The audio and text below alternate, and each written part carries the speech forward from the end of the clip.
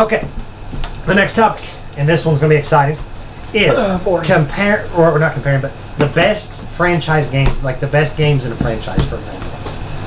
Like, so these are games that you have multiple sequels of. Your Assassin's Creeds, your Zeldas. Yeah. Oh, this is Uncharted. tough. How many do we? As long as they have 2, or do they? As long as they make them. Do you have to rank them, or just like individual, like select? We can do both. I mean, we can be like, Uncharted's the best franchise we love, and then like, 4's the best out of that, or whatever. A franchise is probably going to be more than 3. So when you extend the trilogy, you call it a franchise. Yeah. Oh yeah. Zelda will be hard. Yeah. I can't. So anyways, what are we trying to do here? Let's just select one. Let's just select one instead of ranking them, because that's going to be hard. Well, I mean, we're just talking about like not ranking them, but we're like Zelda is a really good franchise game, and we're going to talk about our favorite Zelda game. Wind Waker. Wind Waker all the way. I can't pick.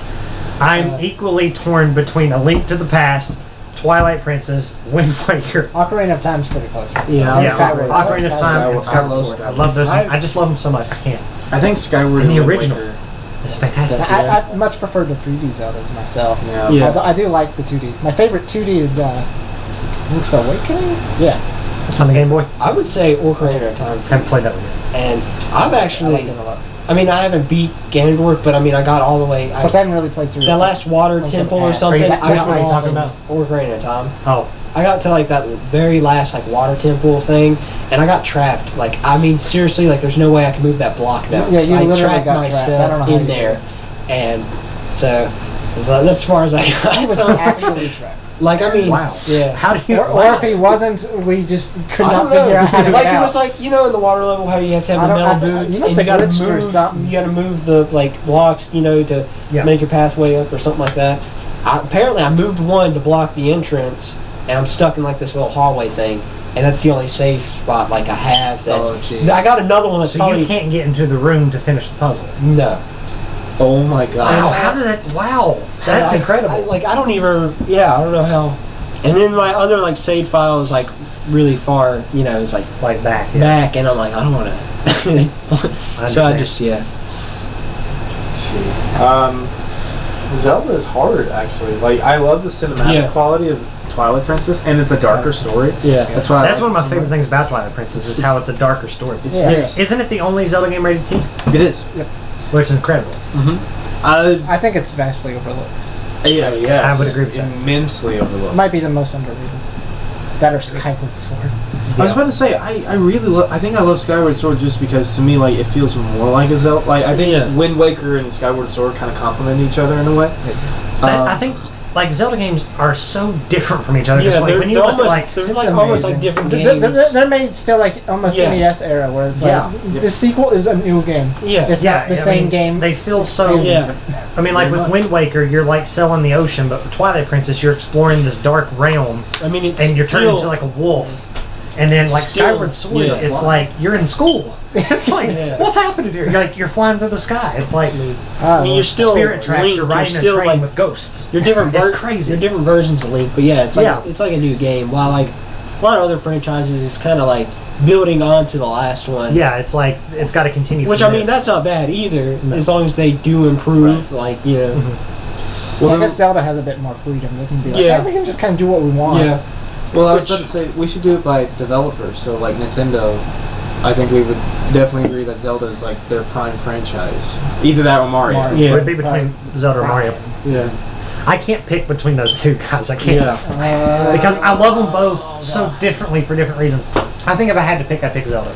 See, even though I love platformers so much. There's something about Zelda that I love so much.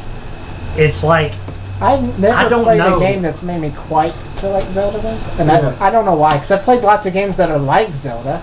Yeah. In so many different ways, from gameplay to I don't know. It's just something about Zelda in general. It's I don't know. It's so polished, and the puzzles are just right.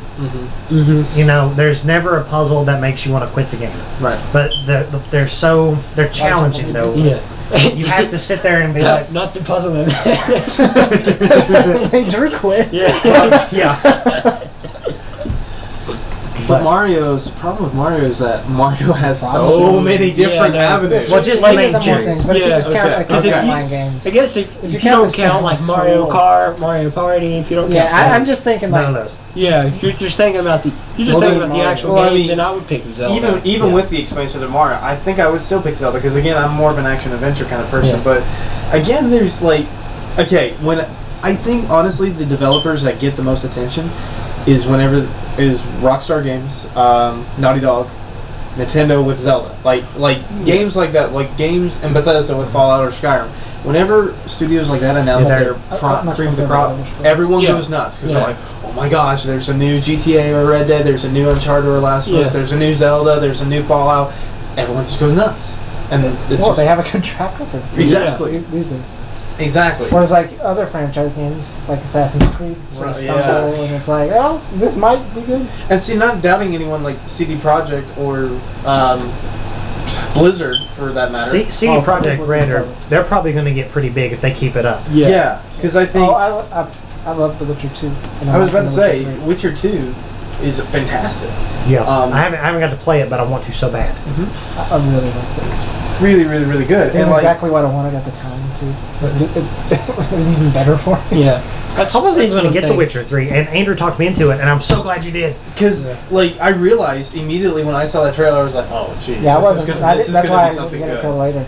And immediately after I watched the trailer and I said, you've got to be, I immediately went and started trying to play The Witcher 1, which I didn't find The Witcher 1. I found Witcher 2, and I played that, and I was like, this is going to be great. Like, if it's open world, like there's teasing it's going to be, this is going to be crazy. I think that's kind of like the new, at least I know for me, probably you now, is kind of like a little bit of an open world adventure thing. Yeah. It's kind of one of my favorite games, besides like platformers. Yeah, I love open world. But there's a lot of open world games. Yeah. And I mean a lot of them.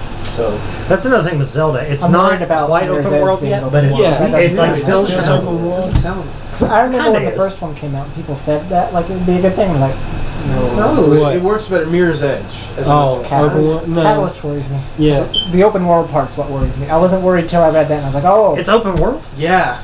What? That worries me. Oh God, I pre-ordered that not long ago. I guess I'll find out. See, I didn't even know that either. I just didn't know happened it was to read world. it. See, the linear lessons some games fun.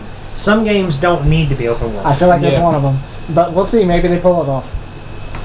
I said the same thing about Uncharted too. I was like, Uncharted could easily be open world. I mean, like I could see it working. Yeah, I would be happy with that. Well, I mean, the levels. There's some levels in it that is. Yeah, I mean, it's completely like full on open up and just go. Just do whatever you want. Yeah. But they're like drive-in levels where you're in an off-road vehicle and you go off. Like there is no road. You're driving. Yeah. Even in the jungle situations, like there are so it's many not paths. Open world. Yeah, it's not like GTA. But they're big, but they're big areas. Right. Zelda and Mario. Zelda's definitely Nintendo's big thing. I think so. For Sony, I think that's much harder. It's harder for Sony because they have. I mean, like such a library, and some of their games aren't with them anymore, like Crash, for example. Yeah. But like, if we're talking just like with their newer stuff, I mean, it's so hard because like. For me, it's Uncharted. We need to clarify something. Does Kingdom Hearts still count in Sony, even though now it's branched off into multiple consoles? No, because it's until just recently you couldn't be just a Sony fan and play all Kingdom Hearts. That's true. I mean, even people back then were like, "Oh, they made that Game Boy Advance game. That was a little weird." And then they played Kingdom Hearts 2 and like, This is it. This is the Kingdom Hearts game we've been waiting for. But they were also like, "What? What's going on?" And then 385. Where'd the castle at the end go? 385. Who's Roxas? I love people when they play Kingdom Hearts 2. They're like, "Who the heck is this guy? Where's Sora?" That's so funny. I love how confident he is though in like his story because he's just like, "No, I'm gonna 2 hours. We're just gonna be with this guy. Just hang out with Roxas for a little while." He's such a tragic character though, but I love Roxas so much. Me too. For me, Sony, I can't really say Infamous is their best. I love Infamous to death, but I don't like. Okay, are we talking like personal like favorites? Or are we talking like overall? This is all personal. Personal. We're about to get personal. Well, then I think Sly. It's nothing personal. I think Sly, Infamous, God of War, Ratchet and Clank. I was going to say Jak and Daxter, but Jak and Daxter makes me so mad because it's so flipping hard at times. I need to get it. I've never played a Jak and Daxter game. Jak 3. Jak 3. What is wrong with us? Oh my god. We love 3D platformers. The first one is like a super traditional 3D platformer. Yeah, and it's like, oh, we haven't played that. And then they're so hard too. Like they're Crash level hard. I mean, they're hard. It makes me Uncharted and Last of Us is not a franchise technically yet, but Uncharted without a doubt I think is, for me anyways, is their cream of the crop franchise. I don't think you can get any better than Uncharted at the moment. I mean, I'm sure for all we know, Last of Us 4 or 5 and 6. Basically, if you're playing on a Sony system and it's by Naughty Dog, you can't go wrong. Well, so you can say the same thing about Sony Santa Monica with God of War. I mean, True. Sure. Well, they've really burned the God of War stuff. More. Yeah, Naughty Dog is like guaranteed this is going to be good. Yep. Have they made? What is the worst Naughty Dog game? Is there one? I guess. I mean, if you had to rank them, they would probably be one that. If I had a list, I might be able to. Okay, some people would say Uncharted 4 is. Some people would say Uncharted 4 is. I would say more people would say Uncharted 3 is. Some people say Uncharted 3. I think it really is a matter of opinion, though. Yeah. Because some people would say that's everything. the Crash Racer that they came out with. Did Naughty Dog do the Racer? Yeah, Naughty Dog did the Racer. Well, actually, I think they published it. They did publish it. That's right. Or no? Wait a minute. Hold on. You know what? Just wait. Yeah, research that. Carry on. Research everything after Universal's been down here. Yeah. Anything that Universal touches just. That's not true though. Yeah. That's really not true though. Really this said nearly after a year of like Universal's Harry Potter thing. Yeah. It's one of the best things. Yeah, it really is. It really is. I was watching going to Disney. Since talking about Universal, I was watching one guy about. He was talking about like Disney. Anyways, he was pretty much talking about like Hollywood, the backlot, and stuff like that. Cause he's at Disneyland. Disney California Adventure has the backlot. He was talking about how that's the like worst place. Like for him, he hates it the most because it's like it's Disney. Just LA. It's just it's LA, and he said because it's like it's showing you how movies are made, and like the things aren't like really immersive. It's a recreation of something that'd be on a backlot. Right. It's like I don't want to see that. And he was talking about how Universal, how they kind of like went down in like a downpour, and then when they made Harry Potter's more like how Disney normally is, an immersive area. Really? Yeah. But anyways, that's what I was talking about. I mean, it's true. I mean, it's like I say the same thing about Hollywood until they announced all the stuff that they don't know who they are. Yeah, they're having a park identity crisis. So, but hopefully now they'll get their stuff together. In the next decade. In the next decade, they got a long time to make all that stuff. So, thank you for joining us for the Disney section. Now back to the regular podcast. Who's next? Well, we talked about Nintendo and Sony, so why don't we go to Microsoft next? Which the only thing I can think of is Sega. They have Gears as well. And now they have Rare, but Rare doesn't really have any. We'll have to do a separate one for Rare. Yeah, they don't have a franchise. Well, they don't have a franchise, do they? No, they don't. They don't. That's interesting. I can't. No, they've got Banjo-Kazooie's got 3, but it considered that 3. Well, they got 3. We had to. They've got 3 jetpacks. It's been as long since Banjo-Tooie to Banjo-Kazooie Nuts and Bolts as it has from Nuts and Bolts to another Banjo game. Speaking of Nuts and Bolts, real quick, the picture on the link. If you guys haven't read it, there's a concept art picture from Ukulele, and it shows a picture, and the description says vehicle or not pictured, or not in picture vehicles. Or something like off-screen vehicles. Off-screen. So it's, in other words, that was just making fun of Banjo-Kazooie Nuts and Bolts. Which I actually like the game, but that's besides me too.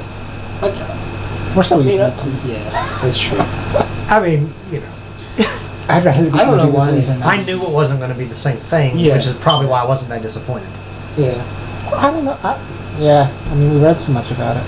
We had so much faith, and it worked. Yeah, it worked. I don't know why. I still think it's kind of funny. I think it's weird that we weren't that disappointed, even despite the fact, you know? Yeah, you think we would be more disappointed since I was happy because they didn't mess up the characters for starters. Yeah. I mean, like, and the game itself is still really good. Yeah, and they introduced a lot of really cool characters, like Wog. He was awesome. Yeah.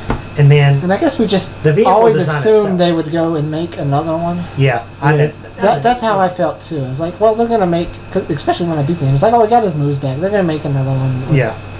It didn't happen.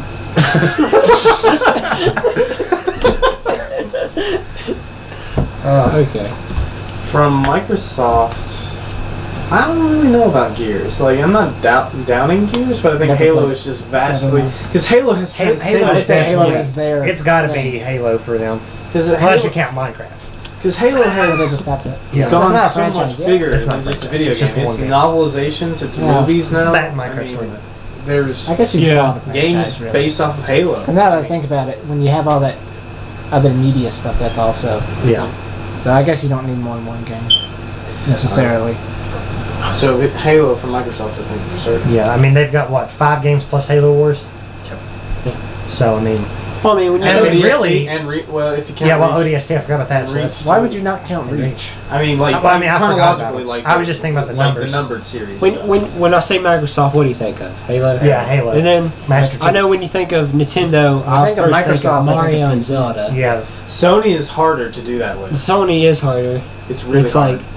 Sony doesn't really have like a stake, like They've never had. They really this is our thing. See, that's why more than anything, I wish they'd bring back Crash, because he could be that. I think that Crash. What's good about Crash is not only is Crash. We're not in the mascot days. This is 16-bit. What's good about Crash? We need to make our Sonic.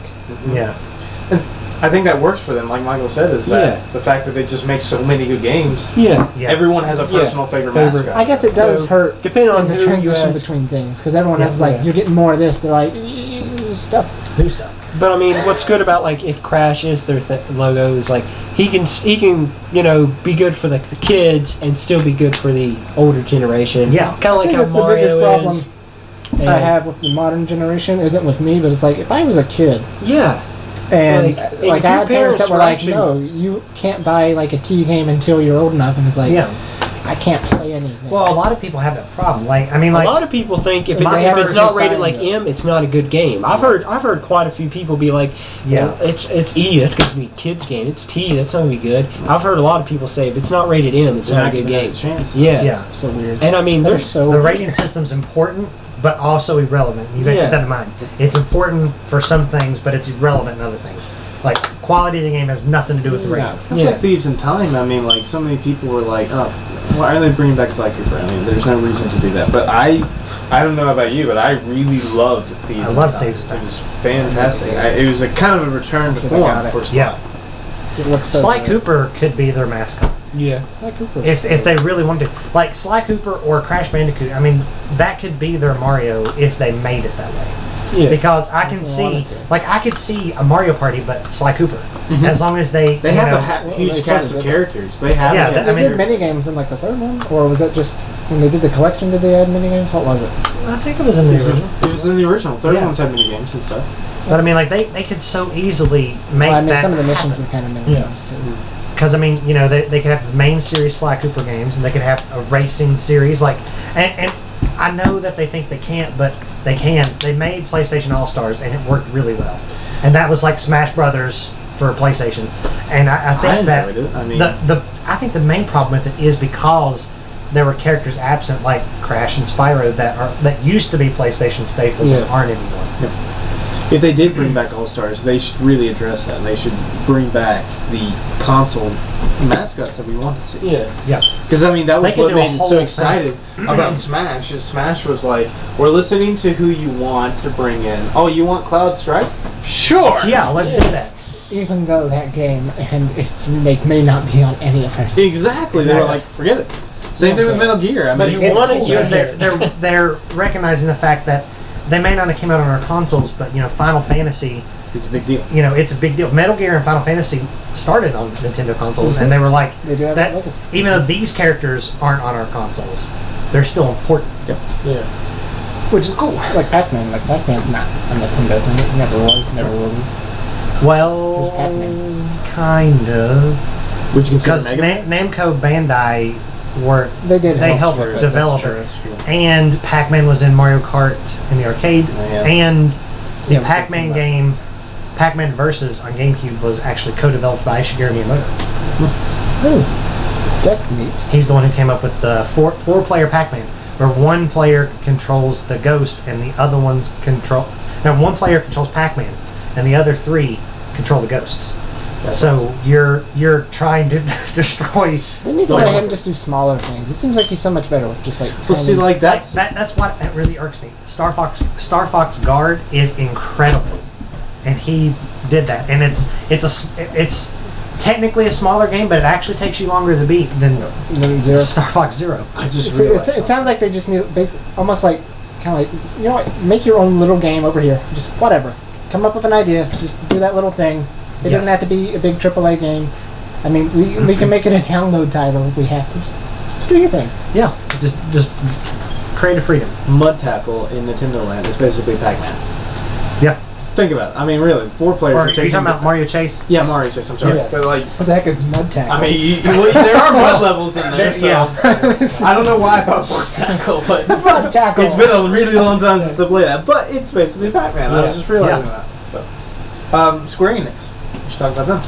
I like Final Fantasy. What a franchise! How did we not mention it yet? Yeah. Well, I thought So about long Final running. Fantasy. Well, we technically mentioned it, but But can we like? It's a franchise, but like it's had its ups and downs just as much as anyone has. Yeah. That's barely head downs. We overplay them. Yeah. We do play Dragon Quest by them as well. Yeah. Fantastic series. Dragon Quest. So Kingdom Hearts. Which Kingdom Hearts is not applicable here? None of them? You should I guess the worst. See, now this is where, like, me as a Kingdom Hearts fan is going to be, like, super harsh on Dream Drop Distance, because the whole time travel, like, basis, like, how that works with Xehanort. I thought right after that, you're like, it finally makes sense. It makes sense of, like, how, like right after you finished, I think you were just like, the story is finally complete or something, and I was like, what? It's making a lot of sense of, like, how they're going to set up Kingdom Hearts 3, but, like, how it came to be, like, how he did it, makes 0 sense. They make Kingdom Hearts 1 and 2, and they've spent years answering questions that they created, and it's finally weird wrapped is it up feels in like a he had package. this plan, and it's like, dude, why did you think all this? Well, see, here's what I love. Kingdom Hearts 3 is going to undo it all. It's going to be like, all these new questions. Okay, what more So questions? this is I had to explain this to Savannah because we watched a 20-minute video explaining the story of Kingdom Hearts, and she still didn't understand it. I said, so this is Master Xehanort's plan from the very beginning. He goes, I want to start a new Keyblade War. Ericus goes, no, we shouldn't do that. So Xehanort goes off on his own. He's like, the only way to form the true Keyblade and bring Kingdom Hearts is if I have a Heart of Pure Light and a Heart of Pure Darkness fight. So I'm going to train Ventus to become a person of darkness. Doesn't work. So he makes Vanitas. So he thinks they will fight. That plan fails. He gets Terra's body. So he's thinking, I need to figure out a way to summon Kingdom Hearts. Now, keep in mind, there are 3 different Kingdom Hearts. There's the original Kingdom Hearts that is shown in Birth by Sleep. There's the Kingdom Hearts for men, which is the one in Kingdom Hearts 2, the one that's in this is like glorifying. And then there's the door in Kingdom Hearts 1, just the giant door. So, and that's the heart of the worlds. Like, that's the keyholes that you saw for the worlds. So his idea, I guess, is let's go for at least one of them. So at this point he's studying the Heartless, he becomes 2 separate beings. He becomes Xemnas and then Xehanort's Heartless, or the Heartless version of Xehanort. So Xehanort's Heartless goes after the hearts of the world, gets stopped by that. Xemnas goes back and tries to get to Heart of the Men, gets stopped by that. Then, for some reason, Yin Sid figures out the idea that if you destroy a Nobody and a Heartless, suddenly you will go back to normal. So, in reality, when you think about it, in Kingdom Hearts 2, the organization was trying to get back their hearts and become normal. They really didn't have to. They could have just killed each other. They would have come back to normal. But, even worse than that, then Xemnas reveals to Sora in Dream Drop Distance that nobodies actually do have hearts. They've actually become a whole new other person. But the organization lied to them to hollow their hearts so Xemnas could possess all of them to, I guess, get this army of 13 pure darknesses to go against the Keyblade wielders of that time to summon Kingdom Hearts. So he basically went through all of this crap just to get back to the plan that he originally started with. You see, I was looking forward to going through these games and sort of dissecting the story as it goes, and I'm not sure I can do it now. When I explain it like that, it sounds really stupid. But like, that's not what we love Kingdom Hearts. Kingdom Hearts is just because I replayed Chain of Memories, and I already played 2, and as I'm playing through it, it's like, oh, things are making a lot more sense now than they had in the past. It's like, I don't know, things are clicking better. And then you do that, and I'm like, Well, see, everything makes perfect sense until Dream Drop comes along. And then Dream Drop, the time travel thing just... What? Like, I don't understand that, because basically what happens is young Xehanort, old Xehanort travels back in time as a phantom, finds young Xehanort, tells young Xehanort to go find other Xehanorts. Where you were like, Xemnas is like, has the greatest master plan ever. That's what you said. You said that. I really did. I was like, Xehanort, like, the plan is really diabolical, and it makes a lot of sense in that context, but the time travel, how he did it, doesn't make sense. Like the plan itself, you're just like, the time travel is a little weird. The time travel just drives me crazy. Like, how did young Xehanort go back in time and tell Xehanort's Heartless and Xemnas before they were killed and reformed back into Master Xehanort that they need to meet him on this day to reform and get ready to fight? Do you think this is something that's always going to be like, or you think Kingdom Hearts 3 you're going to be like, oh? I hope Kingdom Hearts 3, they just, because Tetsunori has said that obviously he wants to base Kingdom Hearts 3 off Kingdom Hearts 2 because it's, for a lot of people, the best in the franchise. And by itself, it's a game that doesn't really, I mean, it has questions, but it also closes a lot of things. So he wants it to be that, but he also wants it to further on the series. But after 3, the whole Xehanort story is over. They're like, he's gone after this, so thank God for that. So, do you think after 3, you think they'll make more? Or they'll definitely plans to, guarantee make too much money. Definitely make money. People like me. I'll buy that. I'll buy anything. It was the greatest thing we never knew we always wanted. It's true. Yeah. It was like, Final Fantasy and Disney, I don't want that. And then you play it and you're like, but I wanted that. But that's why when we first played it, I had no idea what it was. For personal that was reasons, amazing. Segueing back to the best franchise, for personal reasons, Kingdom Hearts is it. Yeah. But Final Fantasy is what, in a lot of ways, a lot of people would say Kingdom Hearts originated from. So, and then 7 is widely considered, along with Ocarina of Time, to be one of the best games of all time. I prefer 4 and 6. I mean, all of them are, except for... It's all... They're all good. They are all good. There's really not a bad one. There's not really a whatever. Different people have different opinions. Right. I mean, being tolerant. Yeah. So. Just because I played it first. I just thought of a franchise for the PlayStation 1 that is not really talked about. Well, it's for PlayStation. Yeah. After the first game, it kind of went multi-platform, but pretty much it's a PlayStation series. It started with PlayStation 1, but it's Pac-Man World. It's a 3D platformer. Yeah, it's got 3 main games and Pac-Man World Rally with all the characters from the Pac-Man World universe, but they're racing, and it's actually a really good go-kart racing game. So it's actually incredible. Like, I love it. It's so good. So good. Tomb Raider has a pretty long history of. I was about to say, Just Cause too. You could say Just Cause. Talk about that, even though it's only got 3 though. Right.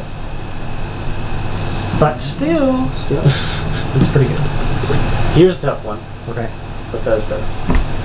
They have a lot. Yeah, they do. They have a lot. Elder Scrolls, Fallout, Doom, Quake. Oh yeah, because Dishonored. Well, Dishonored only has 2. Yeah, but it's still a franchise. No, not yet. It's not yet, but it's getting there. The Evil Within. That's just the standalone. But they're rumored that they might be announcing Evil Within 2. They make a lot of really good games. Yeah. They're definitely working on some stuff. They got 3 major games working on that studio right now, which is pretty amazing because they're still. I mean, they're one person. In terms of the. I mean, they're getting bigger, but still. They're small. They make giant games. Where they go into, like the shelf space that they're next to, they make. It's a tiny comparatively. Like like Ubisoft, and like they have 20 teams working on one franchise, and it's like they cannot do that. Yeah.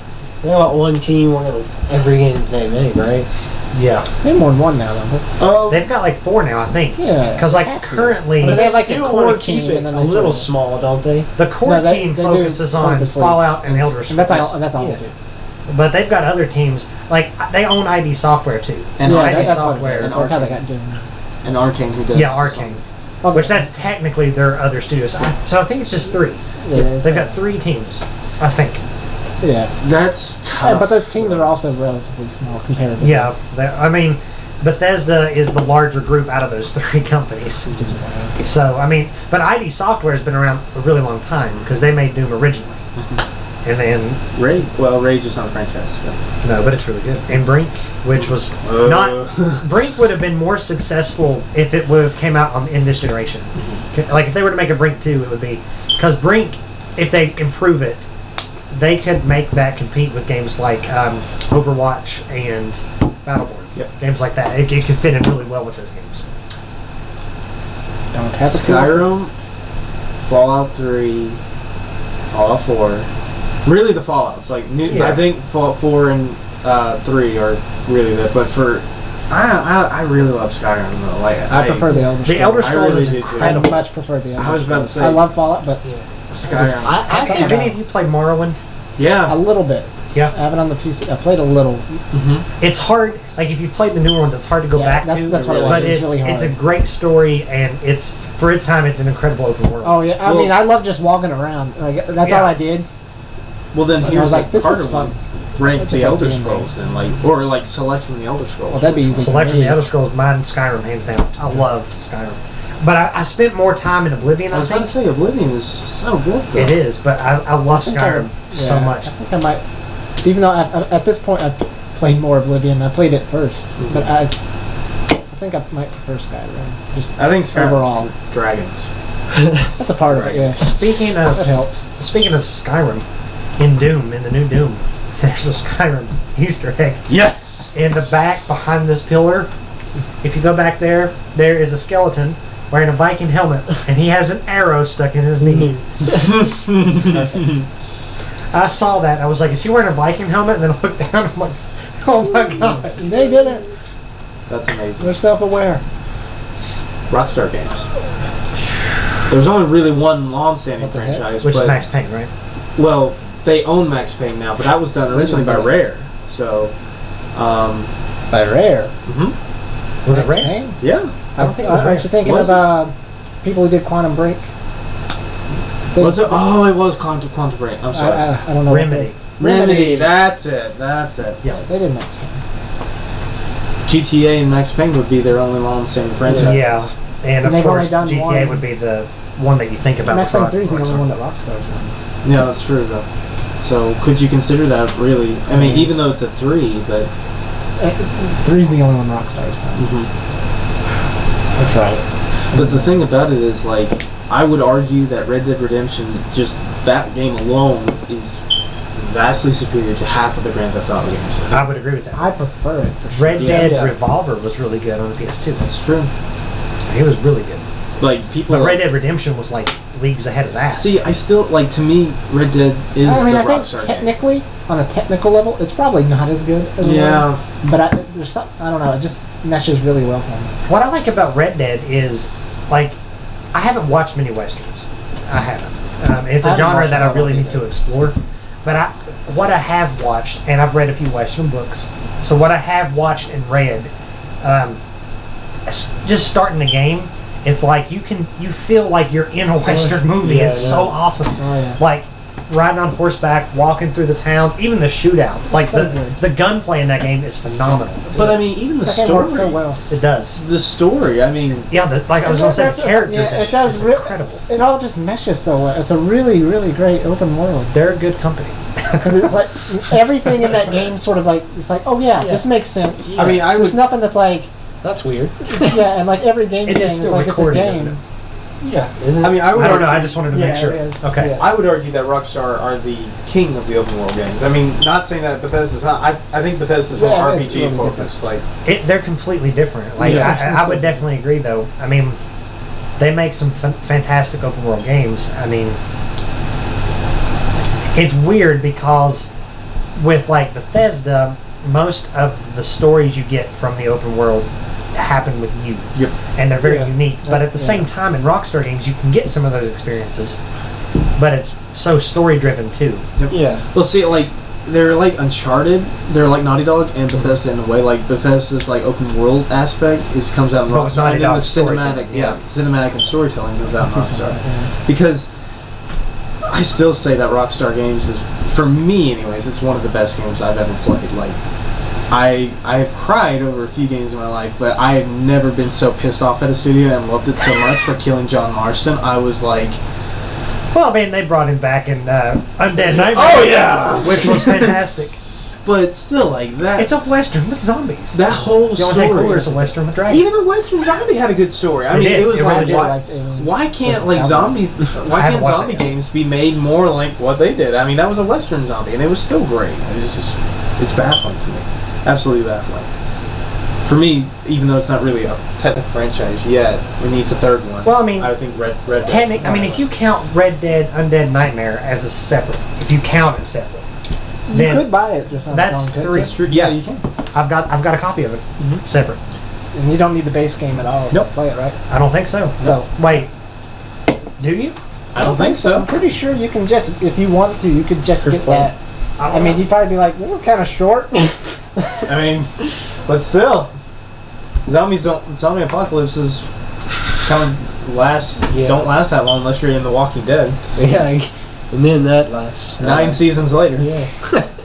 I think chronologically though, not a whole lot of time has passed. That's true. I mean, like a lot of isn't it like a scientific thing that if a zombie apocalypse was supposed to happen, you would have to survive like what, maybe a few months at best? Oh, no, 2 decades. Corpses. 2 decades? 2 decades. What? They estimated it would take like isn't like 2 decades from to die out. I don't remember exactly. But it'd be towards like after about 10 years, it would be like, okay, this isn't really a threat anymore. Yeah. Oh, okay. As long as they got it under control. Game theory control. did a thing about it. Yeah. I guess film theory.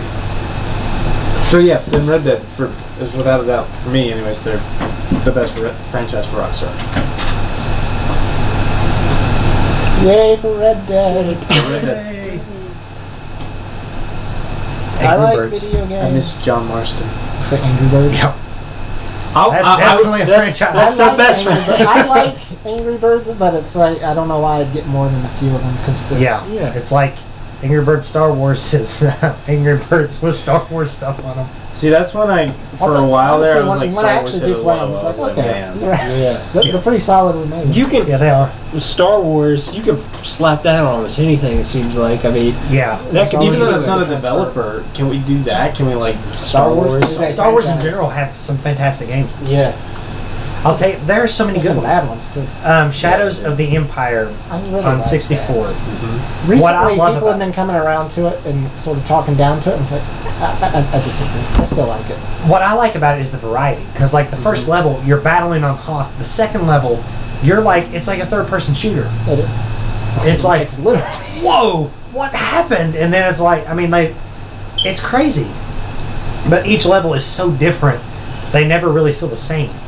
And then they got like the speed bike level in that, and then there's the level that introduces the jetpack, and you get to fight Boba Fett in air with jetpacks, which is ridiculously hard, but it's so fun. Bounty Hunter. Bounty Hunter's fantastic. I love Bounty Hunter. Play Bounty Hunter. Probably the PlayStation 2 Xbox original era for Star Wars games was the best time, because you got PS2 era was a pretty strong era. Yeah. For 3D games. I mean, Bounty Hunter, Battlefront, both Battlefronts, the Jedi Knights Academy. Knights of the Old Republic. Star Wars has some good games. There was Star Wars Episode 1 Power Battles. That was a good game. I like the Speed Pod Racer. On the 64. Pod Racer. Rogue Squadron 1 and 2. I think the Knights of the Old Republic is like the cream of the crop for Rogue. It's fantastic. The fact that it's still like considered widely to be BioWare's best game ever. Yeah. Now I haven't played the sequel. But the first one's really good.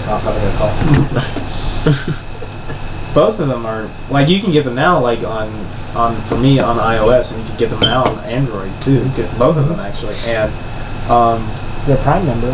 It's one of the free games. True. Yeah. And they still hold up great today. I mean, like, sure, they look a little dated, but I mean the gameplay is solid and the story is just. You can definitely tell they got inspired for Mass Effect. by Knights of the Old Republic, without a doubt. Now the Star Wars Arcade, the original that came out, that was really good. I played that, and the one on the Atari 2600 is actually a really good game too for Star Wars. Disney Infinity for the Star Wars. It works. That's Star Wars. I mean, it wasn't bad. I mean, Force Unleashed. I love the Force. So someone who's never played Disney Infinity, has any of you played? Better. Yeah.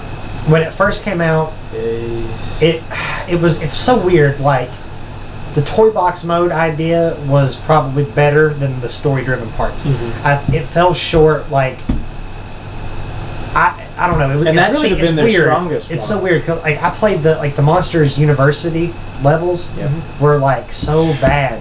But then, like, you played, like, The Incredibles or Pirates, and it was better. Oh, my God, The Incredibles is so much fun. Yes. Holy cow. So it's weird. And then the Toy Story one, when that came out, that was really good. But then they've got some things. I just wish they would do more with the characters, because, like Frozen, they gave you the characters, but no play pieces. Right. So there was no story to that. So you just... Wreck-It Ralph, too. And, yeah, Wreck-It Ralph. Wreck-It Ralph was a video game. I was like, what the heck? Why didn't we do anything? And same thing with, like, Jack Skellington. Just the figure, so you just get to play as him in Toy Box. Toy Box, they really wanted you to like have a Minecraft-esque feeling with Toy Box, which Toy Box was fantastic because you could get a flipping Keyblade in Toy Box, which is awesome. I think for me, when they started doing the Star Wars, officially in the Kingdom Hearts canon. I was like, yes. But when they started to go into Star Wars, I was excited, but at the same time, I was kind of like, I wonder how far this is going to go, because my problem with the very 1.0 was like you said, the core ones they released with, they should have been the strongest ones, because those are the Disney franchises, those are the babies, and they weren't. And then they went to Marvel, which 2.0 was probably the best for me anyways. Like 2.0 was great, and then 3.0 was hit or miss. It really was. Even the Force Awakens pack wasn't really like, oh my god. So you didn't really miss much with it, unfortunately. Like the toys were cool. I still have my Sorcerer Mickey one. I still like it's really weird. But like would you say it's the best Toys to Life sort of video game though, compared to like Skylanders? Well, I haven't played Skylanders or Lego, so I don't know. Lego Dimensions. I would give Lego Dimensions because I have played Lego Dimensions, and Lego Dimensions is really, really. The Lego games are pretty good anyway, so I would assume it would be good. What I love most about the Lego Dimensions games is that, for me, the problem with Disney Infinity is that even though like you could take certain characters and put them in 2.0 or 3.0, you can never go back and do that. So if you had a save file for 1.0 of like this awesome utopian city, and you really wanted to destroy it with like not like Syndrome, but like Venom, you couldn't do it. You had to rebuild everything from 1.0 into 2.0. The thing about Lego Dimensions that I like so much is that they only have one, so they don't have to worry about that. Right, yet. and then the pieces, like the new sets, are what adds to the thing, and I love that. Like, absolutely love that. Aren't they eventually going to have a Lego Dimensions 2 though? Probably, they'll probably do that. But I mean, you know what's a really good Toys to Life game, and it's free. It's actually on the Wii U. It's what is it? It's Mini Mario and Friends. Oh, I've heard about that. What's interesting is, as long as you have one amiibo from the Mario family, so like Mario, Luigi, Peach, Toad, Wario. If you have an amiibo, you probably got at least one of these. Yeah, Bowser, Donkey Kong, Diddy Kong, Baby Bowser, Rosalina, Luma. If you have one of those, you can play the entire game from start to finish free, as long as you have one of those. But each one you have, like, it's weird. It's set up like a map, like it goes in a straight line, and each one's levels. But in like level 2, if you have the Donkey Kong amiibo, each amiibo character has a special ability. Like, let's say Mario can throw fireballs, but Donkey Kong can climb up slopes. Yoshi can eat enemies. There's a special door in that level. If you use Donkey Kong in that level and get him to go through that door instead of the standard door, it unlocks like 5 levels specifically for his character. Yeah. And they have one like that for each amiibo in the Mario family. Cool. And it's a long game. I mean, I'm talking like 30 some levels plus the standard levels, and they're really good. And it makes use of the gamepad, because on the gamepad you can only see a portion of the screen, you have to move it, but then like up at the top you can see the whole thing. So it's crazy. It's really fun. You remember when Joseph was talking to us and said something about, you guys have one amiibo, and we're like, no, and he's just like, Yeah, I was like, you got at least one amiibo? No. And Joseph's face, yeah, I remember. Joseph was like, I refuse to believe you. Yeah, he was like, I thought you were messing with me. I was like, what?